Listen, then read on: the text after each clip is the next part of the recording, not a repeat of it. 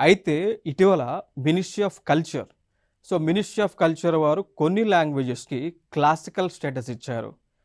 ఆ classical లాంగ్వేజెస్‌కి status ఇచ్చిన తర్వాత ప్రస్తుత భారతదేశంలో ఇప్పుడు 5 లాంగ్వేజెస్ అనేటువంటివి క్లాసికల్ స్టేటస్ పొందున్నాయి.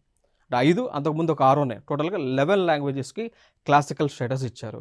అవేంటేంటో ఒక్కసారి మనం చూద్దాం. లైక్ క్లాసికల్ స్టేటస్ పొందినటువంటి మొట్టమొదటి లాంగ్వేజ్ వచ్చేసి తమిళ్.